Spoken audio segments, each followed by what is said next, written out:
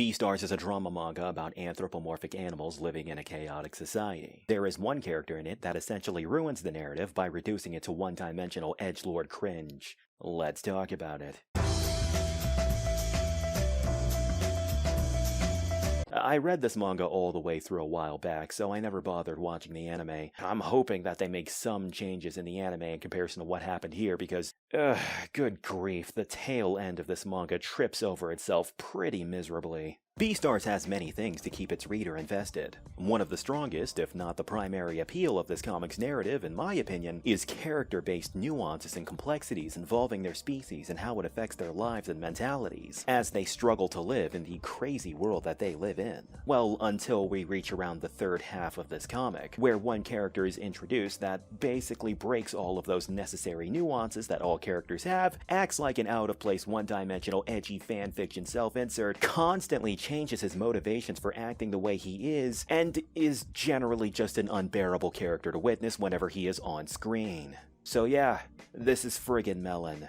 I effing hate him. He straight up is just the furry Joker, and is a complete joke of an antagonistic force in comparison to the previous ones present. Honestly, he doesn't even feel like a character from Beastars. I friggin' hate him for a plethora of reasons. Some are slightly petty that I'm not gonna bring up, but as for the major reasons, I will handle it by generalizing my complaints into 3 major talking points. Before we do though, just a friendly reminder to like and subscribe to the channel if you're entertained by hearing me talk about all this nerdy junk. Past that, let's get started. Point number 1. Fanfiction OC vibes. What do I mean when I say that? I mean that in the way that he can just magically do, whatever he wants, whenever the story decides that it is valid. You, as a reader, may find many of these characters to be infuriating sometimes, which is very understandable. But what makes it interesting is when Itagaki stretches her writing skills and shows off their mindset and what's running through their head as they act. A perfect example is when Haru meets another interspecies couple while she's in her college semester. She is basically straight up talking mess about these two people because they try to make the predator-prey relationship look like it's a very simple endeavor. But of course, it's extremely dangerous for both parties involved. At the same time though, while she voices her thoughts to these two people, she is actively against it, because obviously she is also starting drama by confronting them over this. That's a perfect example of what I mean when I say 3-dimensional characters performing 3-dimensional acts. Meanwhile, this antagonist Melon does not feel like a 3-dimensional character who performs actions based off of his backstory involving his species and upbringing. This guy kinda just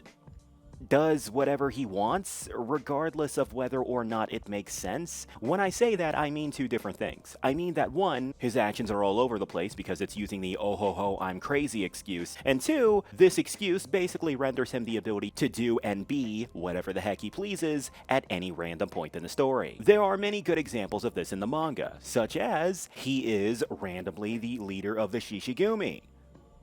There is no explanation for it. There is no asking, hey, why and how the heck did he become our leader to begin with? He's kinda just there. You could easily suspend your disbelief on that one thing, right? But then you also see later into the comic that he is also a professor at a school, which is very flimsily explained on how he did.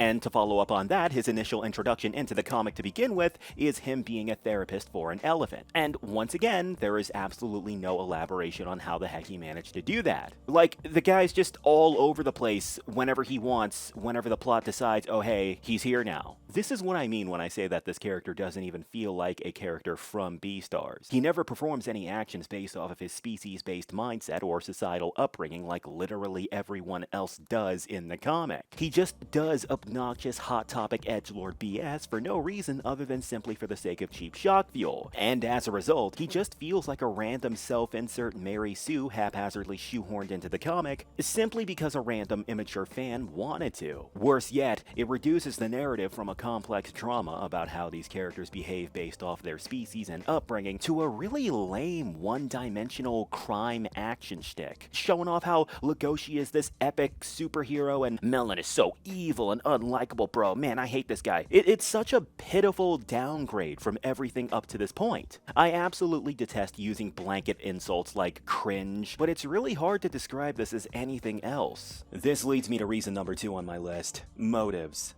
His motivations for doing what he does changes every 5 freaking seconds. This doesn't sound like that much of a big deal, but I need you to consider the following. Remember that this is the final antagonist of the entire series. This is the final boss. The one character who's coming out of nowhere and threatening to kill everyone, repeatedly assaulting mainstays, is constantly on screen showing up how much of a crazy hot topic tier edgelord he is, and so on. Like, God, I'm sorry, like, I knew I said I wasn't gonna bring this up, but it's such a lame shift in tone. Characters originally used to do crazy ass stuff for good reason. Now it's just there for the sake of cheap shock fuel, bro. It's sad. At the very least, a character who's this constantly focused on and is always doing this dumb stuff should have a consistent motivation for performing all of his ridiculous actions, but as you continue reading the manga all the way up to the end, his motivations and reasonings flip-flop every 3 damn panels. Look, Beastars features a cast of characters who can be very unlikable very often, but you cannot deny that they all do what they do for good reason. And the reason why is because, like I've said 100 times up to this point, they're species.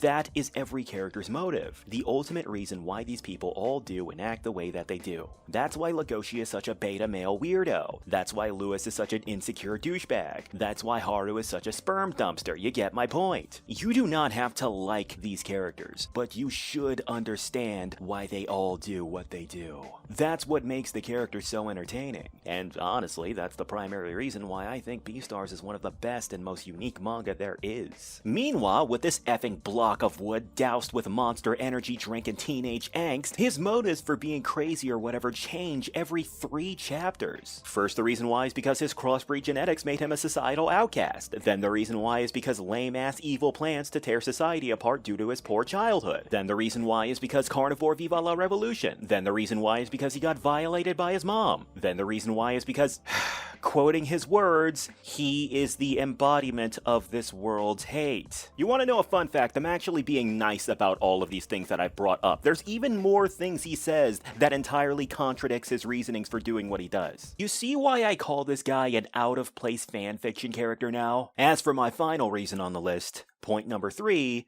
results. There are none. Okay, that's kind of vague. Let me be specific. The introduction of this character, Melon, sets up a lot of narrative stakes and build up for many different angles due to him performing many different crazy actions. He randomly murders people, he maims and tortures his own goons, he threatens Haru's life out of nowhere.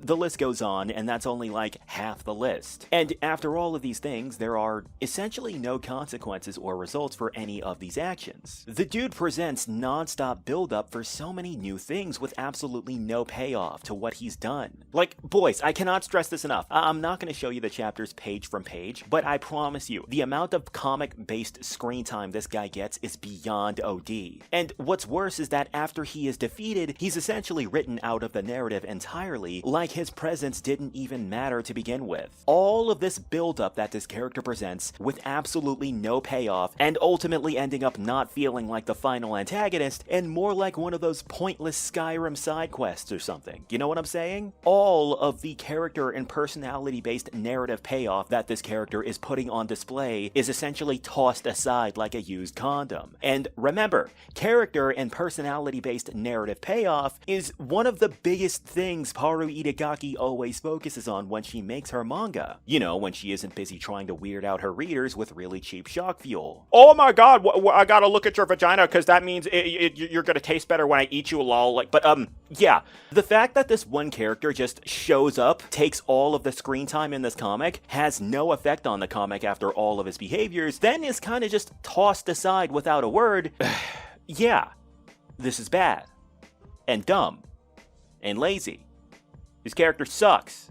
And maybe if he was just a random side character, it wouldn't be that bad, but again, this dude is like present for like 75% of the final third of this manga, so yeah, his character sucks, and I can't stand him, and honestly, I'm being pretty nice with this rant. I could have gone further. I could have also ranted about the fact that every antagonistic force up until this point is an individual with the 3-dimensional personality, how the Shishigumi are just brain-dead kidnapping meat-eaters, but by the time Lewis shows up and handles them, they realize that, hey, maybe herbivores aren't bad and we should give them a bit of a chance. Like, they're still bad guys, but at the end of the day, they still develop three-dimensional feelings on certain things after a while. The same goes down for Riz. This character is a wacko who committed one-sided murder and deluded himself into believing that it was something deeper than that, but by the end of it, he becomes a better person and understands his situation and is actively trying to be a better person by the end of it. But not this guy, fuck that. Look, we're evil. I'm cartoonishly evil because I want to be lol. I am the embodiment of this world's hate lol. Look, if you ask me,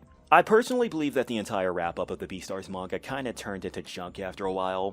Basically, as soon as Yafia gets introduced, the comic starts sucking and making no sense. I still love Beastars for what it is, and nothing's changing that. It's just that it has some fall-off points here and there. Like, it really feels like Paru Itagaki kinda just, I don't want to say lost interest, but more like changed interests over time as she was in the middle of working on this manga, spending a majority of its time being an in-depth drama, then randomly turning into superhero nonsense out of nowhere. Then on top of that, you gotta remember that her next comic right after she finished Beastars was Sanda, which is a comic that's all about crazy nonsensical superhero type nonsense. Also, it's got all humans in it, and it's actually a really neat comic. You guys should try it out. But I will not get into that because I just wanted to rant about this one character I heavily dislike. Like I said, I still like Beastars. Honestly, I kind of prefer Beast Complex over Beastars, but whatever. I just do my best to stop reading as soon as these characters get introduced because I start getting annoyed up to that point. But yeah, that's gonna be all for this video. This is Blacklight Jack signing out.